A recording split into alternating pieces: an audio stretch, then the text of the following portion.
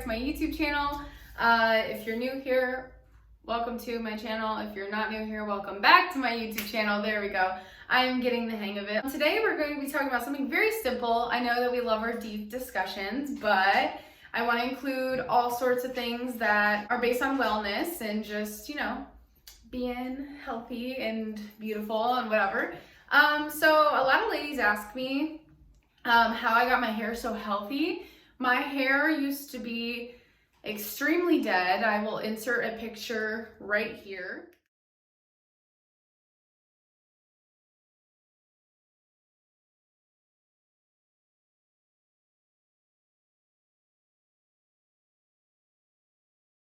Yeah, as you can see, my hair used to be fried, and I've been on a hair care journey for about 2-3 years now. I just want to tell you how it started for me, some of the products that I use and how I take care of my hair. I finally just cut the rest of the bleach out of my hair, so it was pretty long, and a lot of people thought my hair was very healthy. There was just still a leftover from that time period that I was trying to like grow out, so when I did cut it, it wasn't like my hair was super short, because I'm not really I feel like I look cute with short hair, but I'm not like an entirely a short hair girl. Like, I love long hair, so, and that's like my goal. My goal is to grow my hair as long as I can. I just wanted to start out with like my hair care routine. You know, never dyed my hair in my life, and then I started with highlights.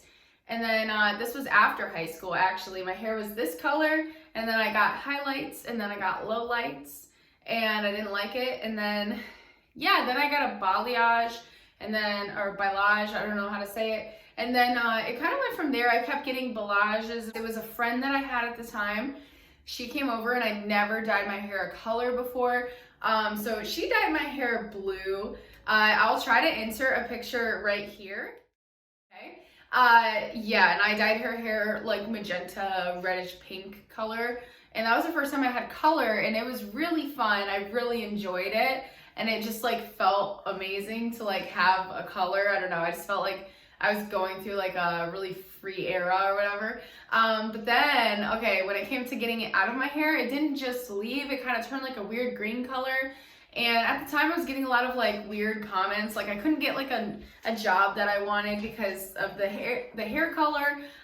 People were still kind of weirded out a few years ago when it came to hair color, especially if you're trying to get a job where there was a lot of like older generations in charge. It was just like a little weird. So I was trying to get a job at this farm, and this person kind of like, I think low-key like dogged my hair, didn't like it. So I don't know, and it was kind of going through its course, and I was like, it's kind of green now, I'm done with it. So I went and I bleached my hair. It didn't get it out all the way, so I had a touch-up bleach done, and it was beautiful. It actually didn't damage my hair like most people thought it would. My hair was very nice still. It was long, and that was good, but, you know, over the course of, you know, the next year, I'm pretty sure I went and I got it, like, done. I got it touched up and done, and then it was still pretty okay. My hair still looked good. I was getting it cut. It didn't look too bad, and I was having it, you know, professionally touched up. And then the year after that is when the chaos started, I feel. I started to grow my hair out, and you started to be able to see this color. And then all of a sudden, you know, I cut bangs. I went on this trip. I was like, you know, going out of my mind. I was just like, you know, doing a bunch of stuff. And that's the year I started dyeing my own hair. And that is when everything went to shit. Literally, I have a video called Let's Ruin My Hair Together. And I don't know if I can link that. I'll try to link the video below. It's not that far down. I haven't been doing this that long, so you can go see it. It's one of my first videos. When I said that, I thought it was like a joke at the time, and I kind of knew I was ruining my hair, but I also didn't think it was going to be as bad as it was. I literally did ruin my hair. Like, I did not know that I had a mullet for like the next 6 months to a year. Like, I didn't realize how... I think I did, but like, it took me a minute to like accept that I fried my hair off and I low-key had a mullet. And I'll insert, maybe if I can find a picture here.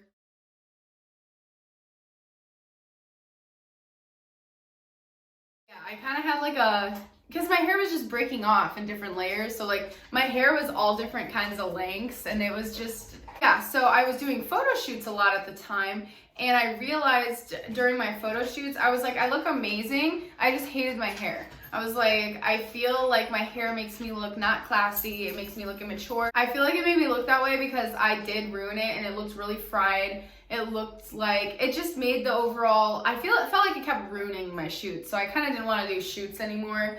And then, yeah, I just started growing my hair out. Like the last time I dyed my hair was like, I think that video, or like maybe I dyed it 1 or 2 times after that, but that was around the same time I like kind of quit touching my hair.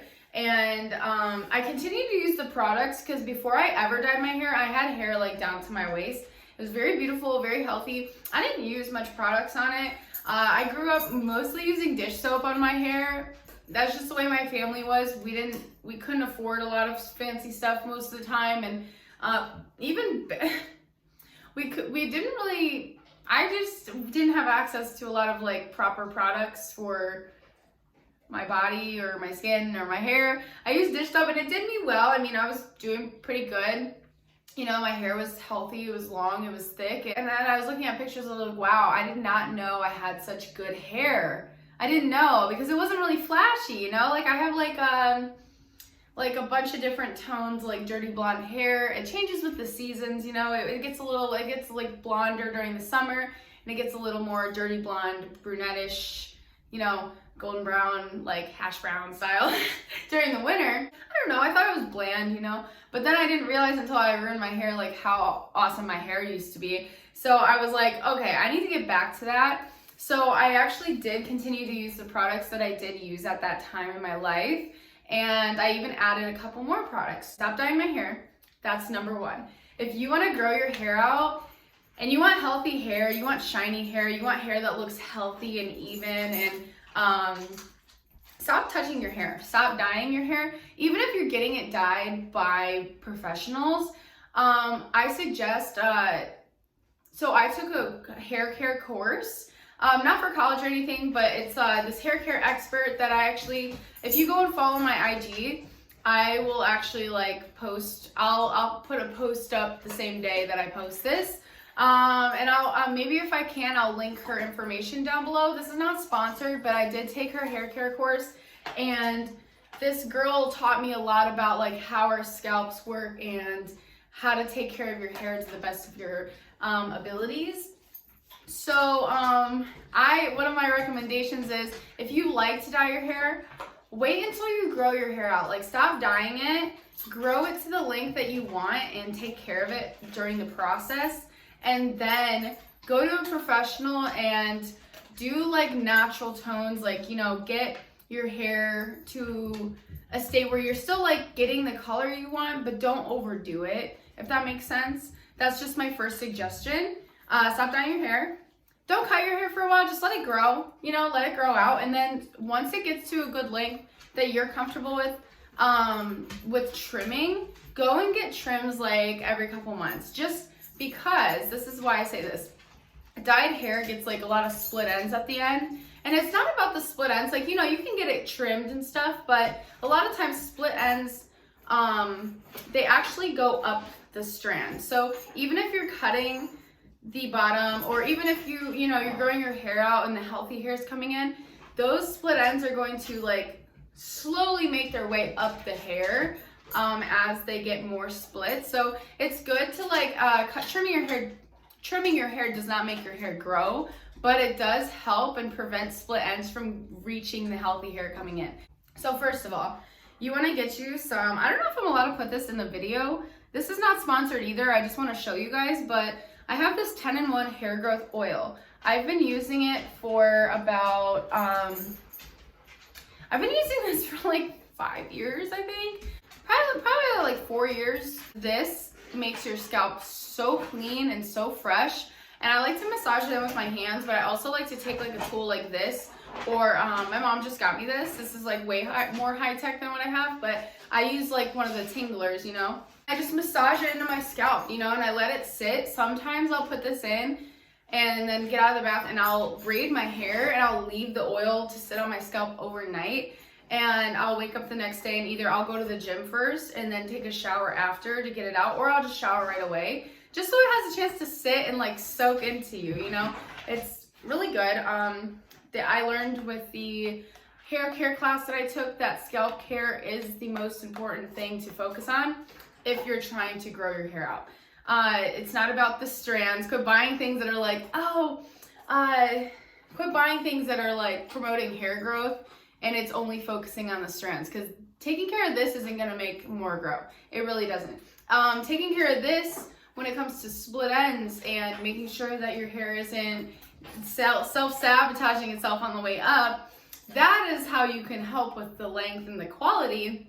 But when it comes to hair growth itself, it's really all scalp based. So get you a 10-in-1 hair growth oil. You can make this at home even, like you don't even have to go and get it, but it's very like, yeah, it's got all sorts of good oils in it. All these oils are good for your skin and your hair. I guess, I mean, I would make it at home if you don't know the proper amounts to put in, because I know that sometimes oils can make your skin burn, so I would definitely like do some research before you try to make it at home. But I like to buy from this place. It's hairgrowthco.com. I've been using this for years, and I just saw on IG that SZA messaged them and wanted this right away, so it's kind of cool. I don't know, I've been like getting this before it was popular, so now that like celebrities are getting it, I'm like, what? That's so cool. A small wet brush in the shower, and when you're like, you know, conditioning your hair, try to like lightly brush while you're conditioning it, and also massage your scalp with the brush. Next is, I would suggest stop using ponytails, like stop using those really tight little rubber bands, like, and the black ones, like they make them all colors, but like the basic, you know, like the black regular hair tie that most like hair care companies make. Opt for scrunchies. I literally have so many, because scrunchies are so much easier on your hair. And even if you do like a sloppy thing like this, normally if you pull like a regular hair tie out, it's gonna get like pull strands out with it because it's so thin and it wraps around. But when it comes to like scrunchies, it's just like so thick that the hair can't really finely wrap around it so much, so you're not pulling as much hair out when you take it out. And then also claw clips will be your best friend. I don't put it so clamped on your scalp that it's like ripping hair out, because that's how you acquire bald spots. And same with tying your hair too tight. Like tying your hair too tight, wearing your hair up all the time, it's not good. Like as long as you're using scrunchies and you're putting it in loosely, it's not going to affect your scalp. But if you're putting in a tight, really tight claw clip or pony in the same spot every day, you're going to see a lot of like decrease in hair growth there, because it's pulling so hard, and eventually your hair is just not like they say, like, I mean, girls who overwaxed their eyebrows years ago, they can't grow eyebrow hair now. It's like, you know, like your hair is gonna stop growing if it's something that keeps being removed. So be careful about how tight you tie things. Lightly put it in there, and like make sure you get a thick enough patch of hair, and it holds pretty well. And it doesn't feel tight. It doesn't feel like it's pinching. And most of the time I use claw clips, or most of the time that I want my hair up, I just need it up for a little bit so I can focus on something, or if I'm cleaning. And then I just, you know, when I'm relaxing, I take my hair out and I just let it hang. When it comes to heat on hair, this is a product I use. I even scanned it with my Yuka app to make sure that these products are the safest that you can get, are up there with the safest, rated excellent, and are in the green zone. There's this app, it's called Yuka, and you can scan food and products. Also not sponsored, I'm just giving you information. It'll tell you how good or bad something is for your body. It'll give you the top chemicals in it and how bad they are for you. If there's any harmful ingredients, it tells you, and it tells you what it's rated out of 100. And this was way up there, really good. I use heat protectant spray on my hair every time. And honestly, if I'm gonna be really honest with you, if you wanna see a lot of hair growth in a few years and you wanna get your hair to a healthy length with your natural hair, I would barely use heat. I never use heat. I know that I have like, you know, straighter hair and all, but it's not really always straight, you know. It's got a lot of weird like waves in it, you know, at times, and depending on how I sleep and how I shower and how my week goes and how I have my hair up, it does get kind of crimpy and weird. But I started learning a lot more natural hair care styles, so like heatless hairstyles where if I was in a weird looking shape or condition, I would braid it. I would put a half up, half down. I would kind of embrace the messy hair. I would want to do my hair. It was really hard because I used to straighten my hair like every day, and I used to like want to curl my hair all the time and stuff.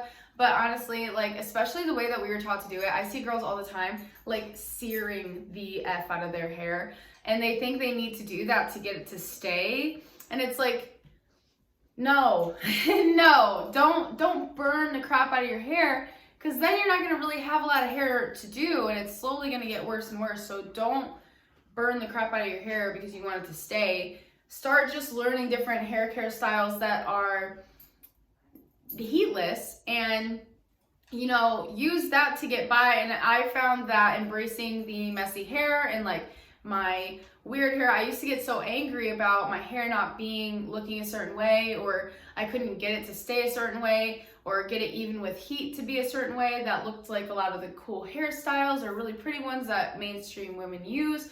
But at the end of the day, I learned like if I could just learn how to manage my hair naturally and not use a lot of heat, I'm gonna get the best results when it comes to the quality of my hair. And I'm not gonna say I never once use heat during a year. Right now, I currently don't own any heat care products because they were stolen from me at my place of work. So I actually don't own any right now, which makes it easier not to use. But when I did own some, I mean, the most that I would ever touch my hair with heat was probably twice a month. If that. Sometimes it was none. I wouldn't use heat at all during the month. And then there's more, it depends on what I'm doing and if I really want to. But for the most part, I've been able to like embrace my hair at the different stages, and I just picked like 1 to 5 good hairstyles that I liked, using the clips and the scrunchies that I could go to with headbands or even headscarves, and kind of use those to get through my hair growth stages. Because I mean, when you're growing your hair out after bleaching it a lot or dyeing it a lot, it is going to be a little weird at first. Like each stage it grows out, it's kind of like when you cut bangs and you grow bangs out, like there's a lot of weird stages your hair hits on the way to like having it fully grown out. And that's how growing your hair out after dyeing it is. It's very much a process, and you're going to have to learn how to love yourself at all those stages in order to get here. You can't, there's been plenty of times where I got temperamental and about whether it had to do with my hair or not, and I just wanted to go dye my hair, and I really had to just think about the bigger picture. And that's another tip I'm gonna give you. Next, I would print off, I have a vision board. I don't even know if I have actually a hair goal on here, do I? Oh my goodness. There's some pictures with long hair on here. I didn't print off just like only one. Hey, Odin. I didn't print off like a hair care square for my vision board. I do have a folder in my Pinterest file on my phone, and I do have a couple role models on social media when it comes to my hair goals, and I do actively think about them because one of my hair care idols is the girl that I'm talking about who created the course that I took. She has beautiful long hair. She explains the most natural way to take care of it. She gives you the ingredients that are bad for your hair, and she gives you a lot of direction when it comes to managing stress and nutrition and other things that all get incorporated into your hair growth. And she doesn't really limit the hair care goals you could have to what kind of like race or body type you are, because she's discovered through her studies that almost anyone can grow very healthy long hair. It just depends on, you know, what works for you, and she helps you figure that out. So I really love her, and every time I think about ruining my hair again, I think about her. I'm like, okay, she had to go through this process too. Everyone does, and it's like either I can get the temporary satisfaction of dyeing my hair and then be disappointed I ruined my long-term goal or I extended it. I won't say ruin, because you know you can always start over, but you're gonna have to start over every time. So it's like Would you rather just like let your fresh hair come out and like be patient, or you know, be instantly satisfied with the dye? I had to have major self-control because I love going up to Sally's and grabbing me some hair dye and then going and ruining my hair. So I had to really have a lot of self-discipline when it came to my hair and my emotions, and I learned other coping mechanisms that didn't involve, because I feel like society today, it's like every time people are going through something, they want to go, oh, I want to go get a makeover, I want to go dye my hair, I want to go spend all this money on my appearance. And it's like, that's cool, it's fun. I'm not gonna say I love to shop. I'm not gonna say I don't love to shop, because I love to shop, I love to go get a makeover, I love to do that. But like, for me, my values, the way they align is like health and wellness is always first, because without that, I don't have longevity in anything. So I need to focus on that. I do take note of the things that I'm supposed to do for myself and have that discipline in order for me to have a healthy appearance, to have a healthy body, and to have a healthy lifestyle. There's a lot of things that you do have to keep in mind, and there are going to be sacrifices you have to make in order to have that. So it's kind of fun how like really honing in on taking care of one part of your body really teaches you about a lot of other things and other ways to take care of the rest of your body, and you realize it's all connected. If you're going to use heat on your hair, try, I mean, if you're used to using it every day, maybe try only using it once a week. Oh, maybe put them in a box and just put them away for a month or two, or like until your goal is hit, put it away. Or, you know, use it only for special occasions, like a couple times a month. If you got to go to a wedding, if you got to go to like a baby shower, or just like some sort of big event where there's gonna be a lot of people and they're taking nice pictures, and you want to like you want to be picture perfect, there you go. But even then, there are styles you can do, or you can go get it done where they don't use any heat. I just got this, but this is something that has been helping.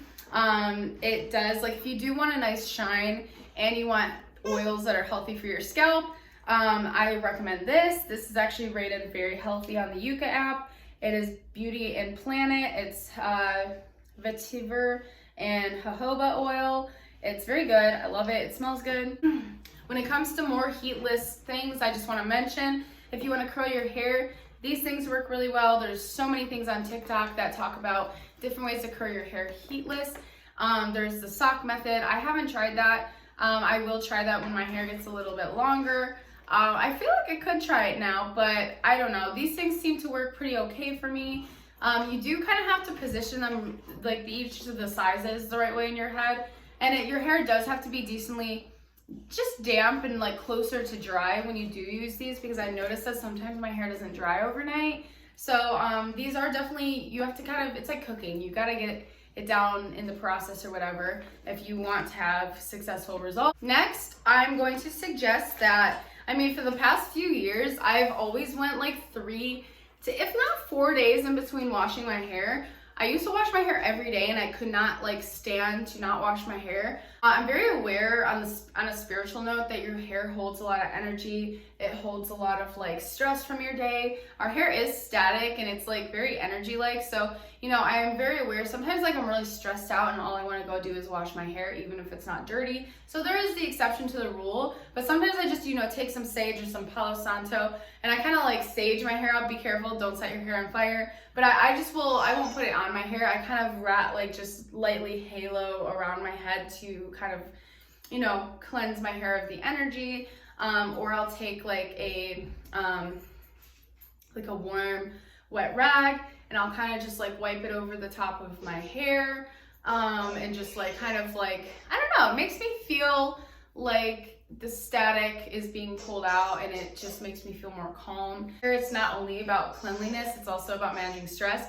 But I would say shower cap will be your best friend, because you know, you're gonna want to take a shower daily or even twice daily, depending if you work and go to the gym and you need to shower in between or shower at the end of the day, whatever.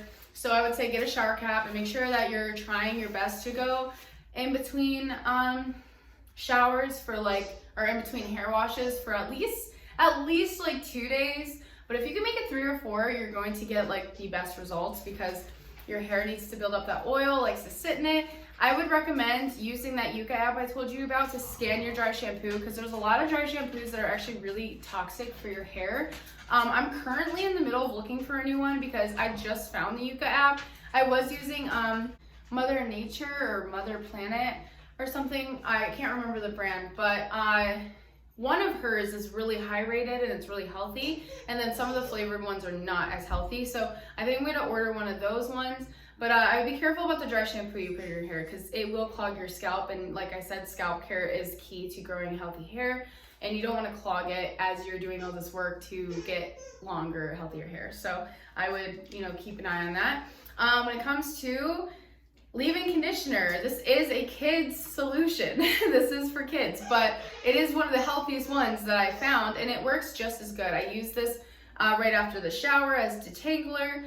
And I would recommend this because when you get out of the shower or when you need to do your hair, dry your hair, a lot of hair damage and hair loss comes from brushing it when it's still wet and it's still tangled and it's too dry to get through. So using a leave-in conditioner is going to help preserve your ends and make sure that you're getting a clean swipe with your brush every time. I would definitely recommend, you can get this at Great Clips. It's so cheap and it's the kids one. Don't go and spend all your money on some fancy, like crazy expensive leave-in conditioner. Like, this doesn't smell like anything amazing, but that's what oils and perfumes for, okay? We can use that, but don't really, it's, you just need this to keep the knots out. It doesn't gotta be bougie or fancy. Just go get the kids one. And something that I've been using for years, that actually I feel like it did make my hair grow a lot. Like, if not, it just gave my scalp and my hair, it smells good. It gave it a nice silky shine. It doesn't make my hair feel dirty or sticky or gross. I only use this in the shower or on my braids at night, and then I wash it out. Don't just put this in your hair dry, but I'll put it in and then wash it out thoroughly. But it is really good for your hair. I would even, if I'm doing beach waves, or if I'm on vacation, I love to just scrunch this in my hair really lightly. It's an argan oil of Morocco, penetrating oil. Yeah, I've been using this for probably I think I've been using this since I was 16, and I love this. This is probably the one thing that, I'm probably 17, I don't know. This is the one thing that I did get to use. I used to sneak this out of my mom's closet all the time and use it. She always had it. And this is probably, other than the Dawn dish soap, the only hair care product that I use.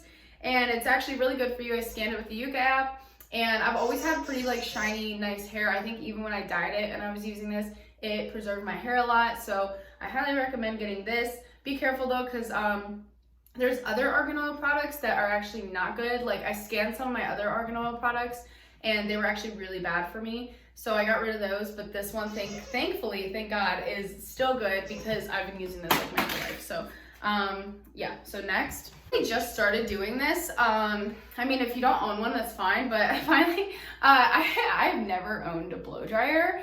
My mom had one and it was really old and rickety, and I used it when I was younger, but I really didn't know much about it. I thought it was just a luxury item, but actually when it comes to getting out of the shower, wrapping your hair in a towel, it's okay if you gently wrap it in a towel, it's not too bad, but it is pulling on the strands, and when you dry your hair with a towel, it is causing breakage to your hair. So if you're going to use a towel, I would I get out of the shower and I will squeeze my hair with it. I just go like this all the way down and I squeeze it.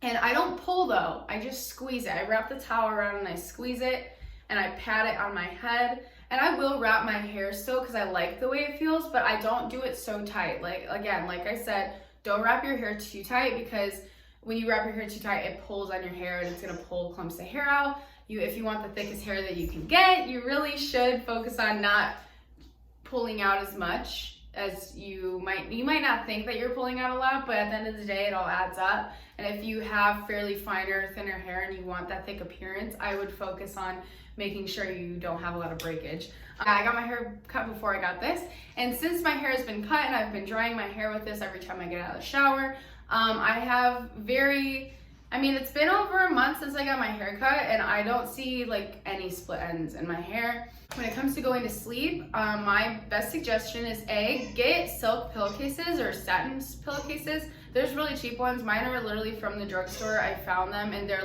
really smooth. My head rubs on it really nicely. I don't feel like it's causing a lot of friction in my hair, because you really can't avoid putting it on the pillow. I do have like, sometimes I'll sleep with like a hoodie on and I'll keep my hood up and that helps. But I always put my hair in at least a low ponytail, if not a bun. Either a low bun or a high bun. Try not to tie it too tight. I'll keep it like loose, or I'll braid it.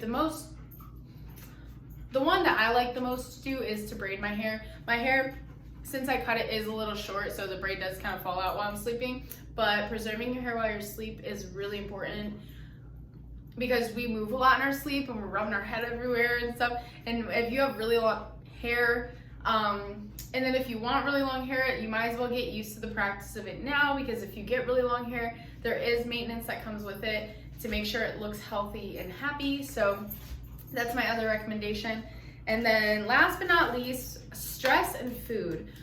There is plenty of things that you can eat that are good for your hair. I would look up things that I know that fats and protein are really important for your hair. Someone who didn't learn about nutrition growing up, I actually just found out within the last year or two that I undereat. I thought I would eat a lot, but I would undereat a lot. So I really got into using an app, MyFitnessPal. I wouldn't recommend using this like if you have an eating disorder or if you've had one or dealt with it.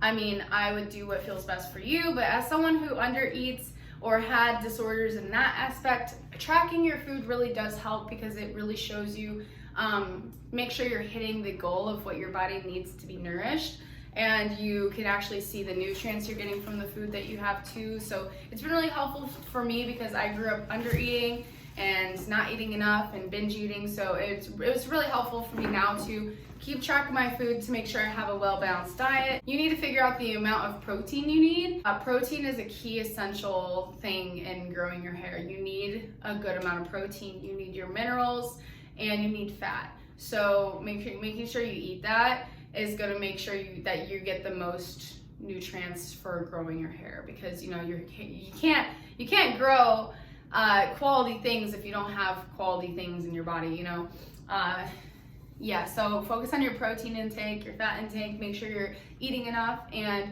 when it comes to stress is a huge reason. It's not any secret that stress causes a lot of weird things to happen to your body, especially for women. We have irregular periods when we're really stressed. We break out when we're stressed.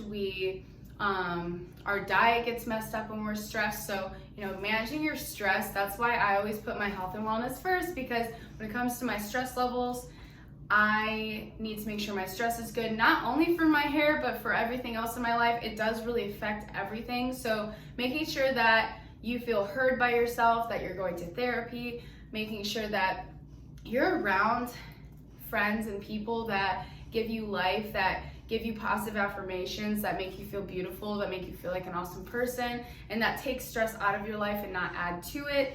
I mean, everyone has stress and everyone needs a shoulder to lean on sometimes, so I'm not saying that anyone who stresses you out doesn't make the cut. I'm just meaning, like, if they're bringing a lot of chaos to your life, it might not be good for your body, because, I always reference back to the plant experiment, where they took a plant and they whispered good things to this plant and they whispered bad things to this plant, and the one who grew the best was the plant that had loving things said to it. And it's like, you are that plant. Your hair is that plant. If you want to have good hair, you need to manage your stress levels and make sure that you are loving yourself and you are taking care of your mind. Like, 'cause think about it, your hair is an extension of your mind. Your hair is an extension of your head, and in your head is your mind and your brain, and your crown and your eye and your next to your throat. That's not where your hair is, but I'm just saying it's like connected to your crown, and what you're taking in and out of your brain will reflect in your hair. It will. I really believe that